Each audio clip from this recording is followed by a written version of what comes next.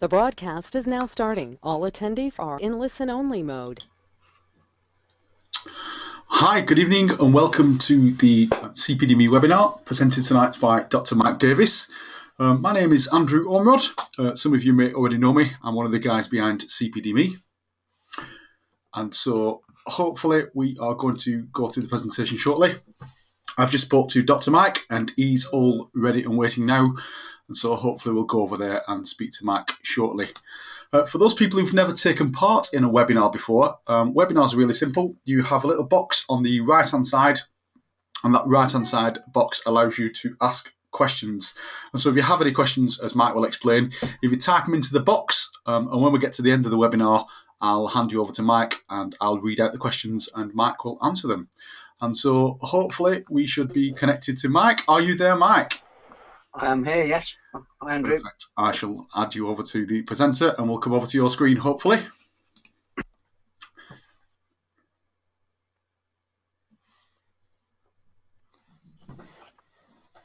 There we go.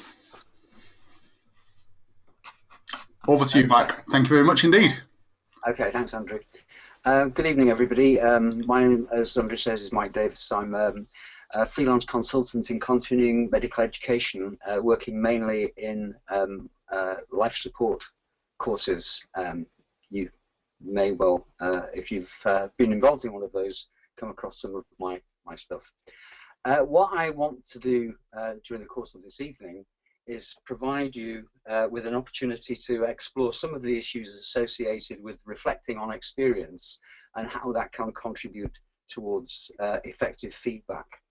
And I'm going to do this predominantly by trying to make use of the technology that we have available to us. So as well as listening to the presentation, if you have a Twitter account and you are feeling fairly comfortable about using that, please don't hesitate to offer your thoughts and ideas to me at my Twitter feed address, as you can see now on the screen, or use hashtag Debrief.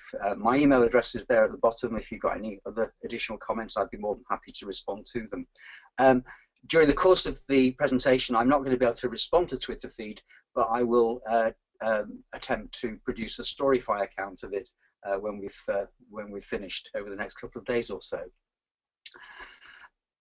Essentially, our learning outcomes for the evening are to explore aspects of reflection and debrief, and to recognise the value of reflection as an aid to learning, or an essential ingredient, in fact, of learning, and to think about some of the barriers that exist, both at the individual, organisational, psychological and other levels, and to consider the components of effective feedback that draws on useful and helpful reflection.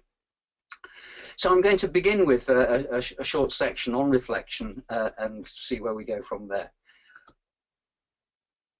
Among the definitions, and there are many, is this one in the first place from a dictionary account. It describes it as careful or long consideration or thought, which in many respects doesn't actually help a huge amount.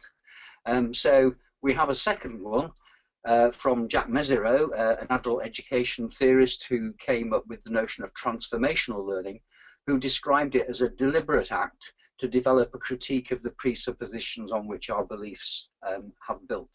And this is, I think what's implied here is two things. The first is that we do act on presuppositions about various facets of our experience, and secondly, that the process of reflecting is a criticism or an analysis that can pay some close attention.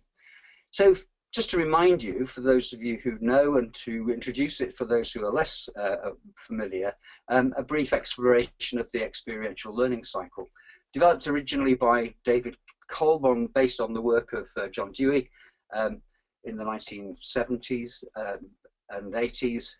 Kolb described it in these terms here.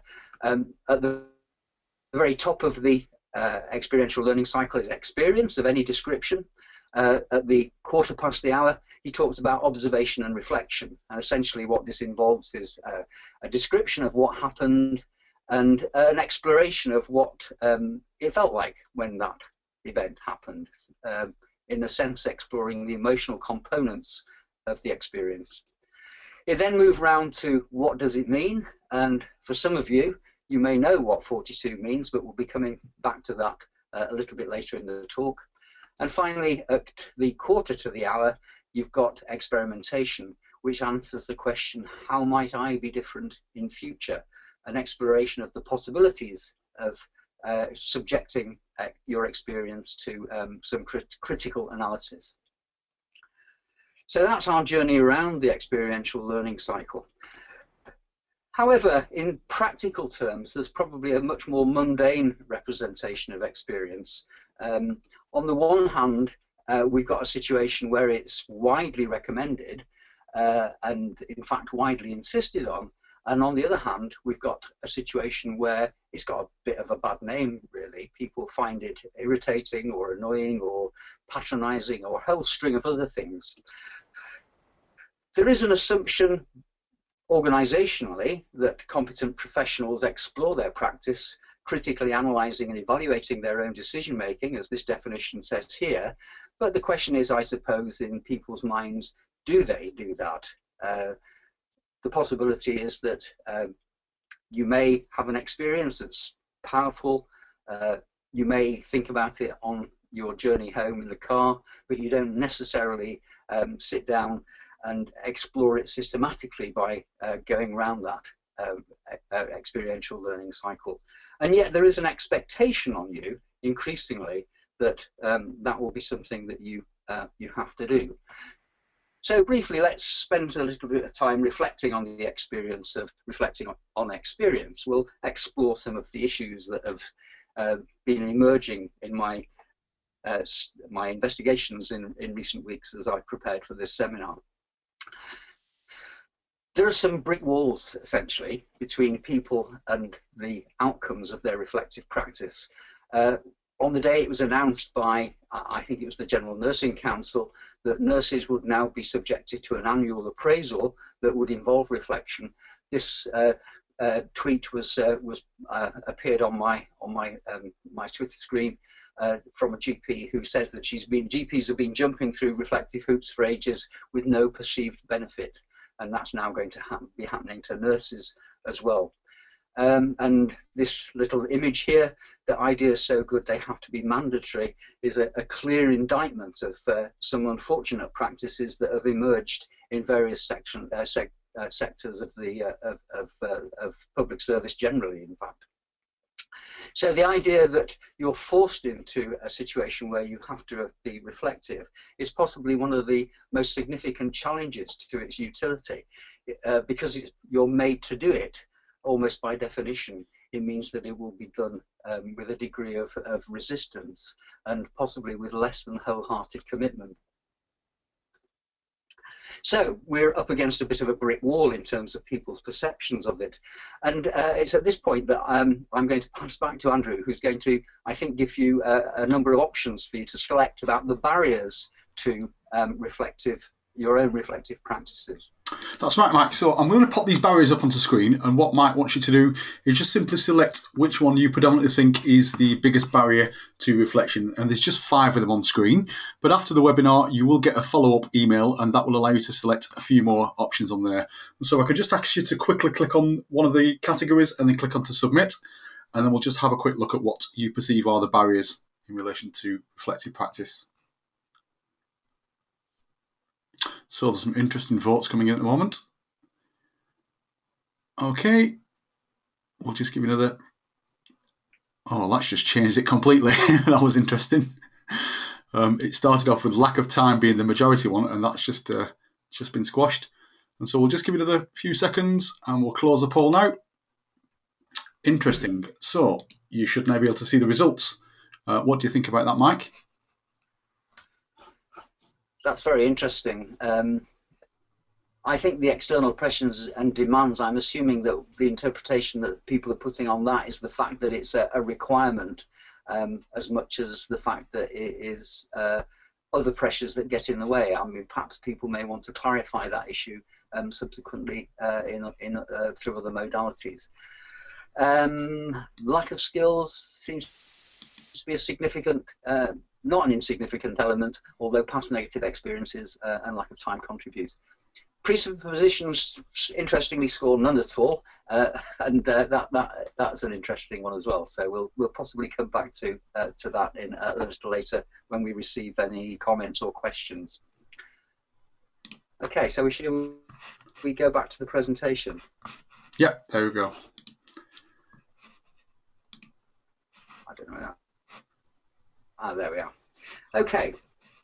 So in exploring what the impact of the brick wall is, I've got a little representation of it here, and I've got a representation of experience. And I think that experience on the whole is a relatively untidy phenomenon.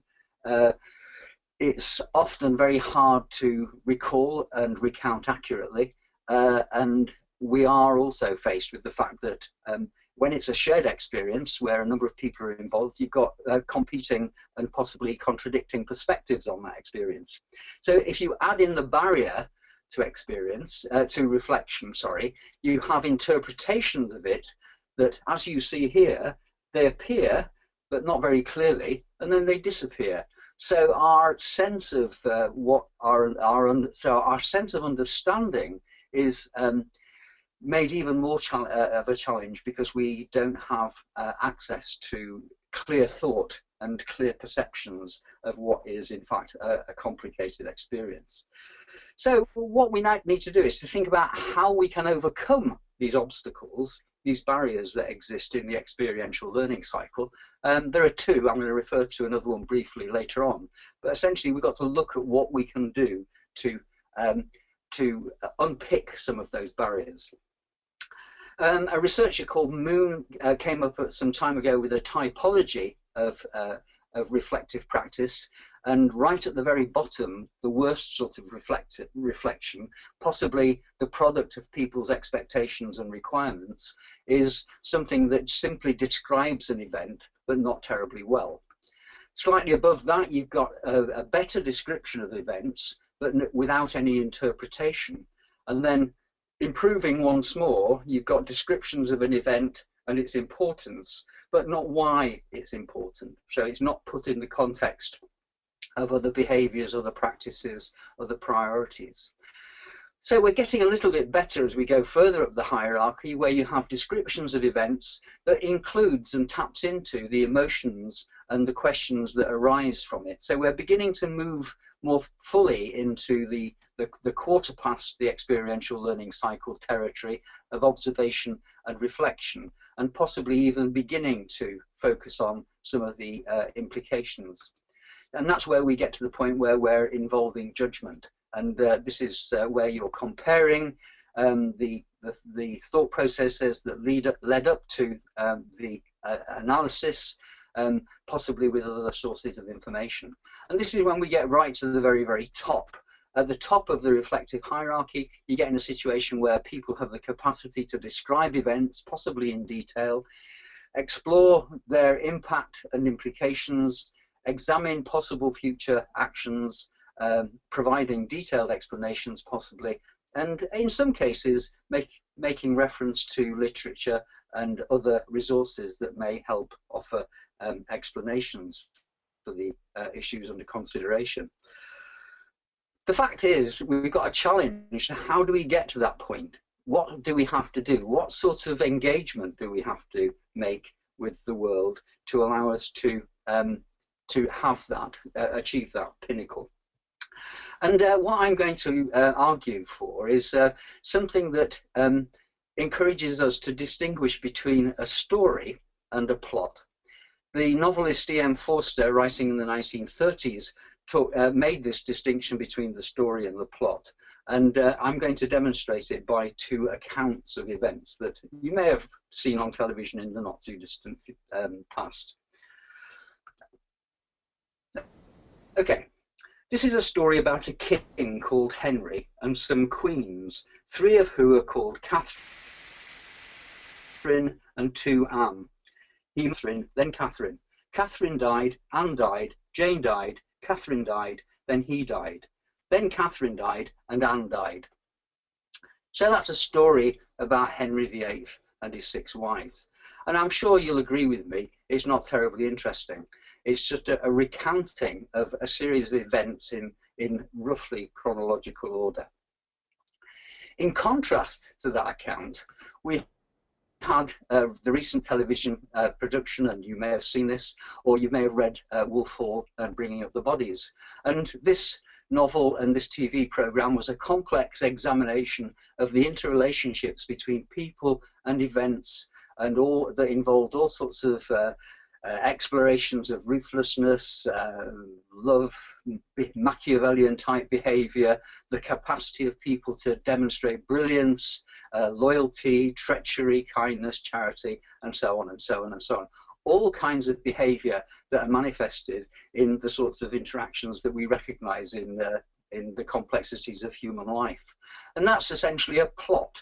What Hilary Mantel did in this novel and the TV makers did in the program was explore the complex interrelationship between events. And that's what we're looking for in the accounts that people make of good quality reflection. Okay, so what do we do with the explorations that we make in our reflective cycle? Well, once we make progress around the experiential learning cycle and we overcome the barriers that exist between experience and observation and reflection, we move towards abstract conceptualization. And it's at that point that we think about doing something differently. But that's where the second barrier is. We find it really quite difficult to envisage exploring things possibly in different ways to what we've done before, because we've always done them like that. That's how we do things, and that's what possibly other people's expectations of us are. Okay, but we're going to pass that one by for the time being. That is, in fact, arguably another story. So what do we need to think about in terms of what feedback is? What is feedback? Here is a very brief definition, and it's one that I think is extremely helpful in many respects, in that it's seen of as being a corrective mechanism for individuals who want to learn how well behavior matches intentions. And I think everybody would agree is that people very, very rarely set out to do things badly. Invariably, we have expectations of ourselves that we want to do things well, we want to have good outcomes for ourselves and the people that we're working alongside and working on behalf of, but sometimes those things don't happen as we want them to happen. We've got some challenges though, because sometimes the interpretations that we put on solutions may be a little bit exaggerated or a little bit incorrect, in fact. So here we've got somebody standing on a chair trying to make their mobile phone work, and they're holding a pineapple. And here is the perception of it, that an individual working on their own may come to the conclusion that they have to engage in. And this is part of the challenge of the individually reflective individual, somebody who has experiences they want to explore, they explore them, but in the sort of privacy of their own imagination and their own ideas. And the potential consequences of that is that they can't test them against the common sense interpretations and examinations of other people. So shared reflection is an important component of how we want to work together. And I don't know what your experiences of feedback and reflection are. My own tend to be, as I said before, in the life support community, which is very time limited. Our opportunities are limited. I've also worked in simulation suites where we've got slightly longer experiences, but the community, that community is very conscious of some of the failed mechanisms for running feedback events. And here's an aspiration for groups who are faced with the prospect of engaging in feedback discussions, who want to eliminate the platitudes and mindless questions from feedback that they come across. And the sorts of things that the instructor training community that I work in had in mind when they were looking at these were things that had emerged from practices derived from Pendleton's rules and other such places, which were described as opportunities for people to experience positive as well as negative feedback. And the sorts of words and phrases that were used very commonly was people saying things like, "That was very good," or "Tell me 3 good things that you did there," "How might you do X," or "Why did you do Y," or such like things like that, that often created a sense of defensiveness and possibly unhelpful resistance to exploring their behavior, their motivations, their rationale, and so on. So in terms of thinking about how we might do this differently, we've got to examine what we put in its place. And I've got a couple of suggestions that I want to share with you this evening. The first is that we move towards a more conversational approach to feedback, where we hopefully conduct dialogue that allows people to be within conditions of safety and security to explore the challenges that they'd experienced in possibly taking the lead or managing or engaging in a problematic encounter. Part of the challenge of that is that we've got our model here on the screen of experience. It's muddled, it's untidy, it's not particularly recognizable as anything that's useful. But within that, it might be possible to encourage people to identify a key moment. This symbol is the delta function. It's a mathematical symbol that indicates the point in a formula of change. And what I'm suggesting here is that one of the options that we've got the capacity to explore in a feedback session is to help people identify the point at which they noticed or became aware of a change in the direction of travel in terms of solving the problem that people were exploring. The point at which possibly they recognized a potential solution, or the point at which they recognized a severe challenge that was going to derail their existing intentions. The experience I've had of exploring this question, what was the point when something happened, has led me to believe that it's possible, not in every case, but certainly in some cases, for people to begin to make sense of the data. It becomes a little bit more coherent than the image on the left-hand side, and on the right-hand side you've got some explanations as to the meaning of 42 in Douglas Adams' novel The Hitchhiker's Guide to the Galaxy.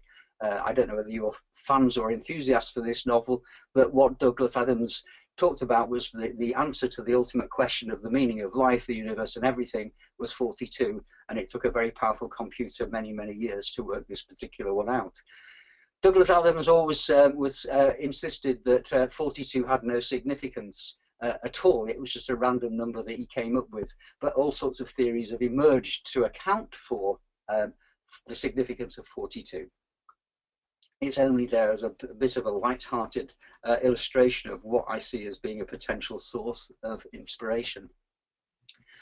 The other potential source of inspiration derives in a sense from this image here. One of the approaches that we adopted within the instructor training program with the Advanced Life Support Group and the Resuscitation Council UK was the idea of the learning conversation. And at the heart of the learning conversation was an approach to the examination of problematic encounters called action science. And this was depicted wonderfully as the point at which, it's an exploration of the point at which the wheel fell off the wagon. In other words, what interrupted, what was going on when you had that interruption in your journey from point A to point B by something like a wheel falling off, causing a bit of a sort of hold up in the process. These are the sorts of approaches that we want to adopt. It's about encouraging a conversation that explores the things that become problematic by virtue of our experience of things that are slightly challenging and people that are offering potentially challenging contributions to the behavior. The question, however, that is often put is, how do you start this feedback discussion? How do you begin the conversation that allows you to engage in a dialogic conversation about an experience that you would like to learn from. This is something that I heard a colleague say on Tuesday morning. We'd had a delegate who just run a fairly difficult short scenario, and she'd managed it really quite well. And we all sat around in a circle to explore her experience. And the facilitator said, "Breathe." And she took a deep breath, and she started to talk about the challenge that she particularly identified during the conduct of that particular event.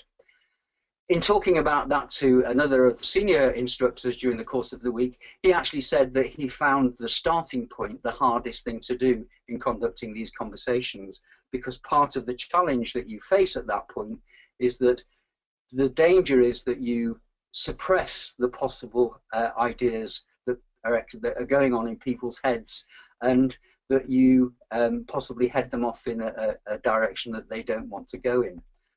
The conventional model of feedback historically in much of the life support community was based on the idea of being positive about people's experience.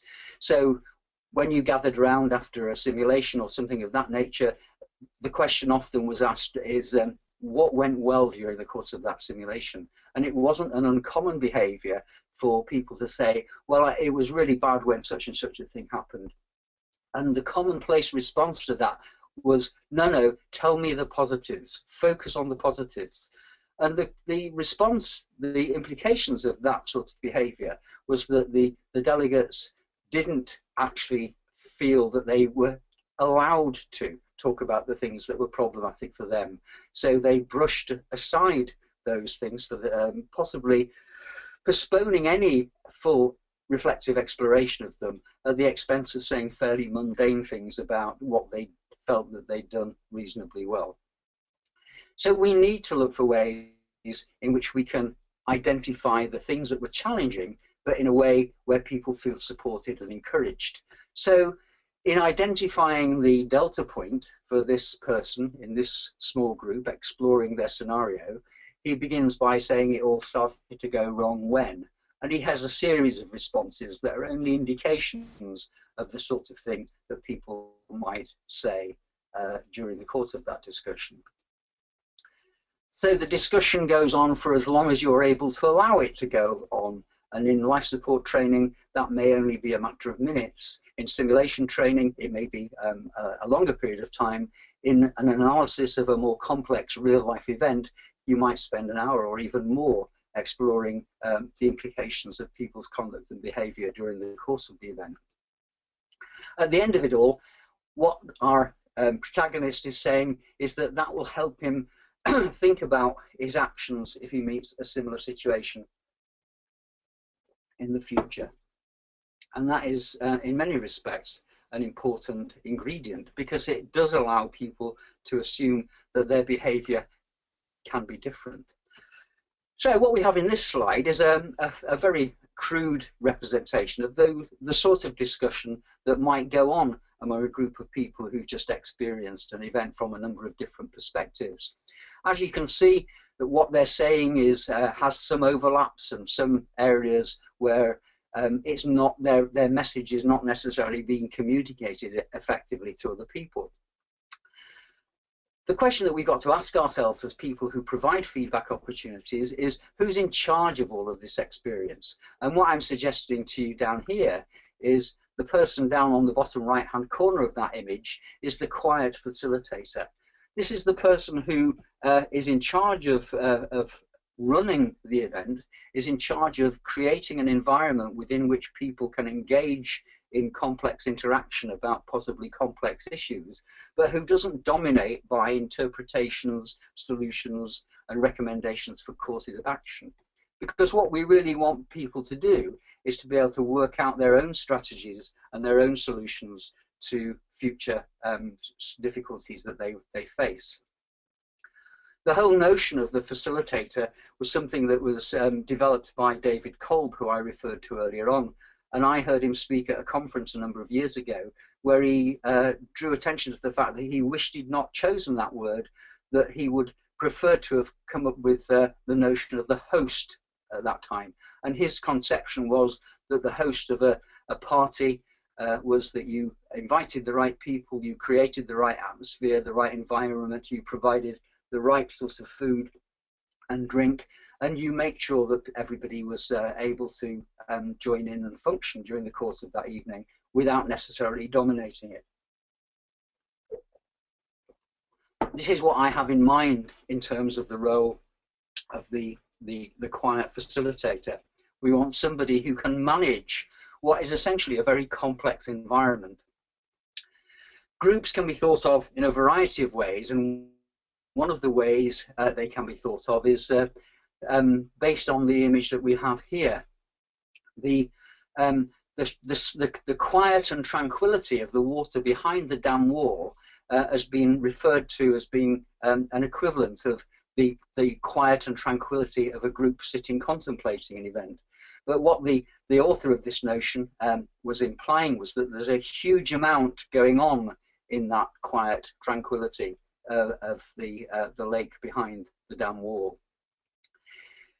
Thinking about it in another way, this can be thought of as being a huge amount of energy.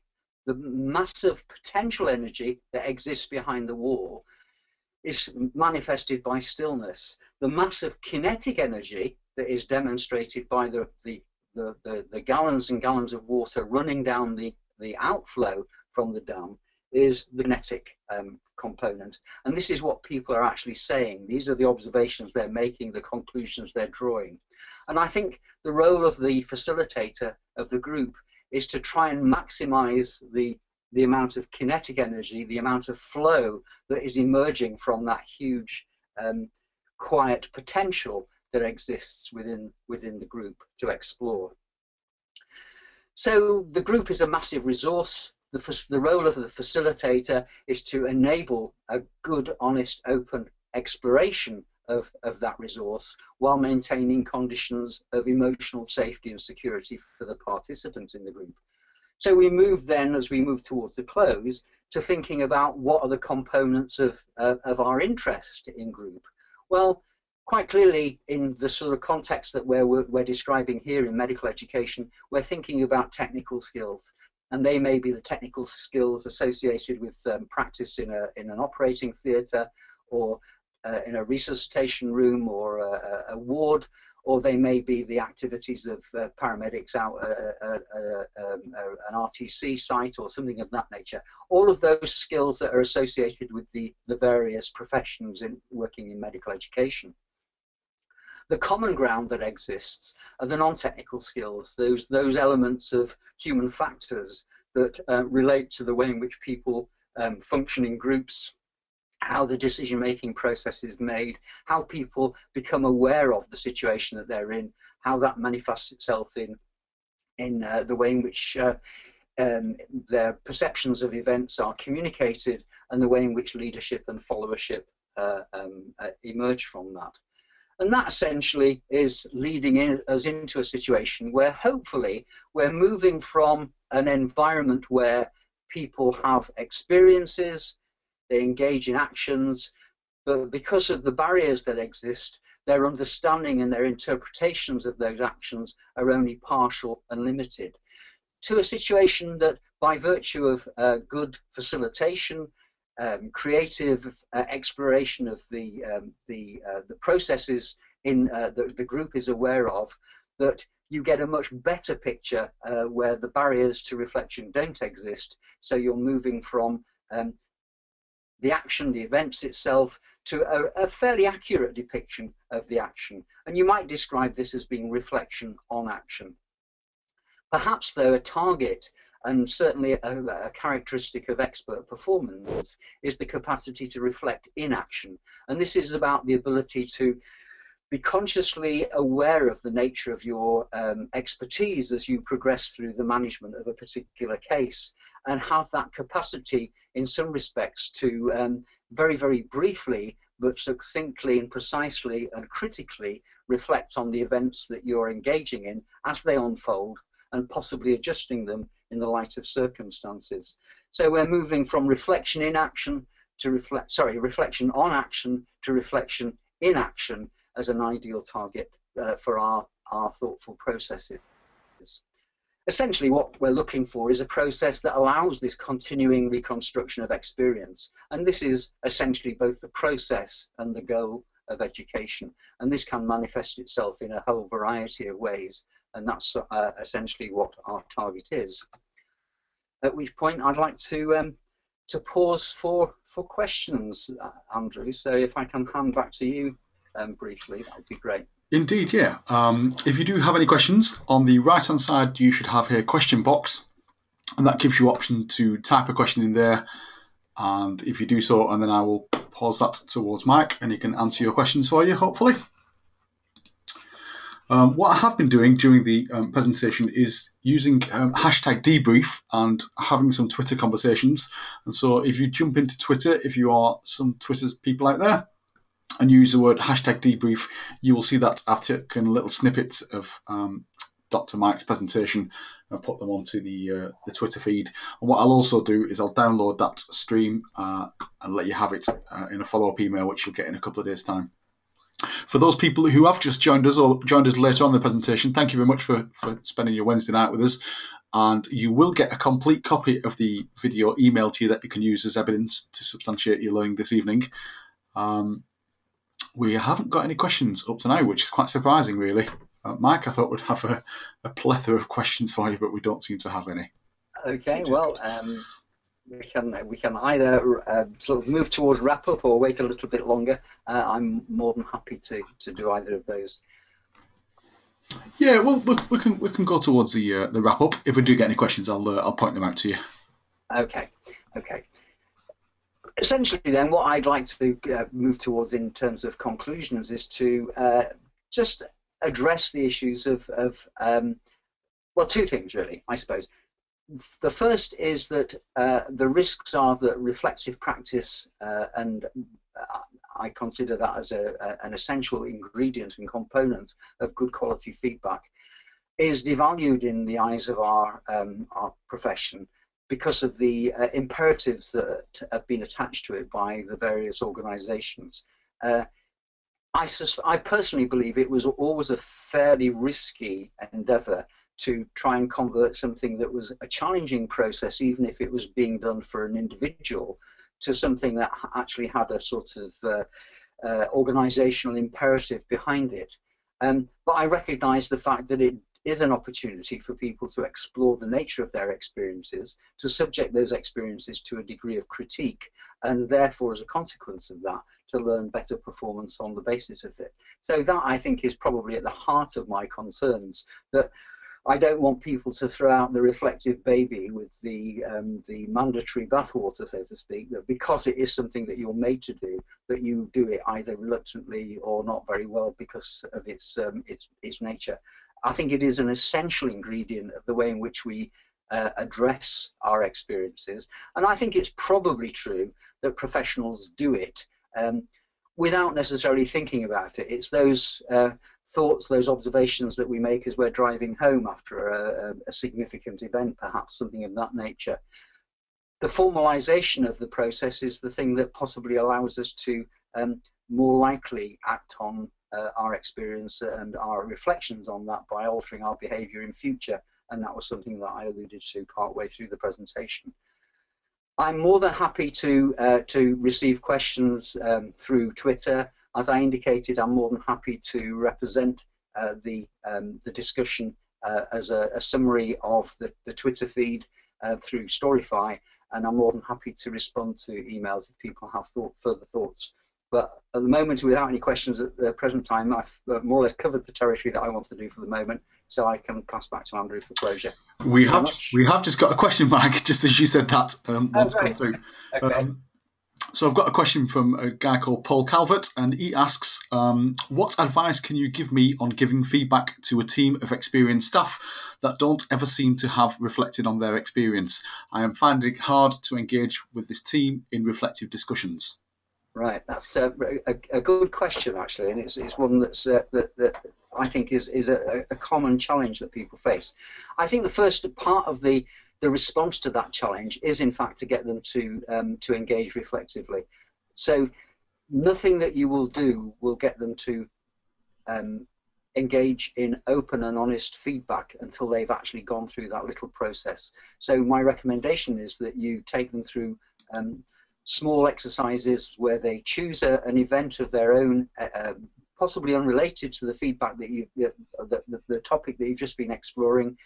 Get them briefly to go around the reflective cycle by describing what happened, describing what it felt like, describing its significance, if any, allowing them to say it has no significance, allowing them to say I don't know how I behave differently, but actually beginning that the encouragement of that journey around the reflective cycle. I think while it prevents you from directly addressing behaviours that have just been demonstrated perhaps and that you want to explore, all you're doing is actually deferring that opportunity to a future time when people have got some resources that they can make use of. I'd be very interested in in hearing your experience of trying that out, but it is an approach that I've adopted in a variety of situations, and it does seem to work. Yeah, I agree, Mike. I've used something very similar in the past, and that's been usually effective. Hopefully that answers your question. But as Mike said, if you do have any questions after the webinar, you can always email Mike Davis8702@aol.com. I've just popped that up on the screen now, so hopefully you should be able to get that email address. Okay, so do we have any more questions before we tie it up for this evening? Nope, it doesn't appear so. All that leaves me to say is, Mike, thank you very much for your time tonight and speaking to the individuals who's joined us tonight. For those who, again, joined halfway through, you will get an email follow-up in a couple of days' time with a copy of the video that you can use to revert back to for future practice. And you'll also get a poll which will pop up after this presentation, which will just ask you a couple of questions in relation to reflective practice and what the barriers are, what you believe the barriers are. But all that leaves me to say is thank you very much, Mark, for joining us tonight. Thanks very much indeed for the invitation. I've really enjoyed it. Thank you. Brilliant. And if anybody has got any questions, I'll stay online for the next 10 minutes or so. And so you can ask any questions in relation to reflective practice, ask any questions in relation to CPD-Me, or you can email Mike, or you can jump onto Twitter and you can take part with #Debrief. But that is just about it for this evening. Thank you very much, guys and girls, for joining us. And as I said, it's been really appreciative that you took your Wednesday night out to spend 45 minutes with us online. Thanks very much, guys, and have a safe journey. Thank you. Bye-bye. Bye-bye.